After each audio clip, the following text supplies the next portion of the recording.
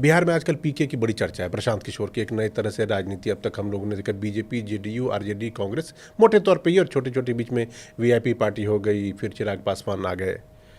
दिल्ली में सालों पहले 2013-14 कह लीजिए, 11 ही कह लीजिए आप, केजरीवाल जी इसी तरह आए थे। और केजरीवाल जी आने के बाद हमने देखा 10, 12, 13, 14 साल होते होते अब 2025 में चुनाव हार गए, पीछे चले गए, और तरह तरह के कयास है। हमने सोचा कि क्या प्रशांत किशोर का हिसाब किताब जो है वो कहीं केजरीवाल टाइप ही तो नहीं है मामला। तो मैं आपसे सर ये जानना चाहता हूँ, और बिहार में इस बात की चर्चा भी है कि यार ये कहीं केजरीवाल तो नहीं हो जाएगा, वोट और राजनीति की बात तो कर रहा है, केजरीवाल तो नहीं हो जाएगा। आप सच बताइए, केजरीवाल टाइप की पॉलिटिक्स जो है, क्या प्रशांत किशोर जैसे इंसान या इस प्रशांत किशोर जैसे आदमी जो कि राजनीति में आना चाहते हैं, कुछ नया करना चाहते हैं, उनके लिए घातक है, अच्छा है, बुरा है, क्या है? देखिए, प्रशांत किशोर और केजरीवाल में ना बेसिक फ़र्क है। एक व्यक्ति जो केजरीवाल जिन्होंने दिल्ली में राजनीति की, वो आंदोलन करके आए। ठीक। प्रशांत किशोर कोई आंदोलन नहीं कर रहे हैं। सामाजिक चेतना को जगाना और आंदोलन करना, ये दोनों में बहुत एक बुनियादी फ़र्क है। लेकिन मेरा ये मानना है व्यक्तिगत तौर पे, कई लोग ये सवाल पूछते हैं, और मतलब आजकल आम तौर पे ये सवाल उठता है, जो यूथ है वो तो ये बार बार कहता है कि ये केजरीवाल हो जाएंगे। ये केजरीवाल के लिए बड़े शर्म की बात है, इस देश के लिए बड़े शर्म की बात है, ख़ास तौर पे राजधानी के लिए, कि उन्होंने एक ऐसा व्यक्ति चुना जो दिल्ली पे 10 साल शासन किया, और उसकी बात इस तरीके से की जाती है, उसका उदाहरण इस तरीके से लिया जाता है कि वैसा कोई राजनीति में आना नहीं चाहिए। देखिए, एक टाइम पर केजरीवाल मतलब पॉजिटिव पॉलिटिक्स थी, ठीक है, बिल्कुल। मतलब एक आदमी जो 100% नॉन पॉलिटिकल था, समाज में कुछ अच्छा ईमानदार करने की कोशिश की, आए, लोगों ने अपार समर्थन दिया, ऐतिहासिक, किसी के लिए कल्पनातीत हो सकता है।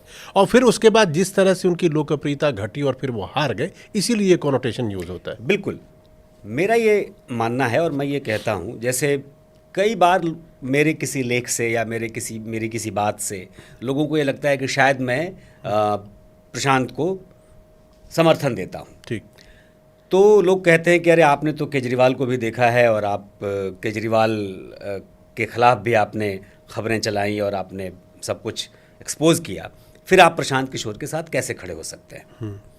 इसीलिए मैं कहता हूं कि प्रशांत और केजरीवाल में बुनियादी फ़र्क ये है कि ये एक आंदोलन के व्यक्ति थे और एक व्यक्ति सामाजिक चेतना का व्यक्ति है।